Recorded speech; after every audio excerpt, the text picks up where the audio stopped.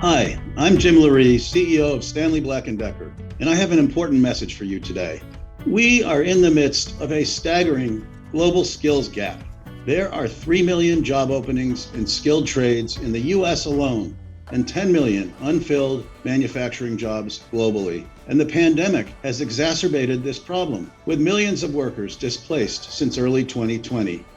This skills gap didn't happen overnight. Over the last few years, trades have been overshadowed despite the excellent, well-paying jobs and career paths they offer. To support this problem, I'm proud to announce that Stanley Black and Decker is committing up to $25 million to train skilled trade workers over the next 5 years.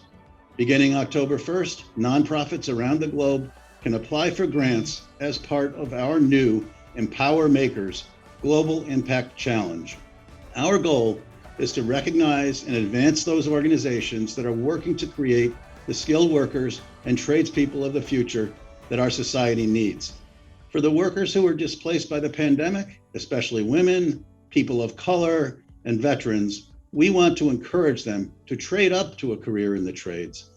At Stanley Black and Decker, our purpose is for those who make the world. We're for the builders and the craftsmen, those out doing the hard work to create the world around us and build a better future for themselves, their families, and their communities. In 2017, we made a pledge to empower 10 million makers by the year 2030, an ambitious goal in our broader corporate social responsibility strategy. This impact challenge is a major step in advancing that goal forward, and we see this opportunity as a way to train 3 million skilled workers in the next few years. Together, we can help close the skills gap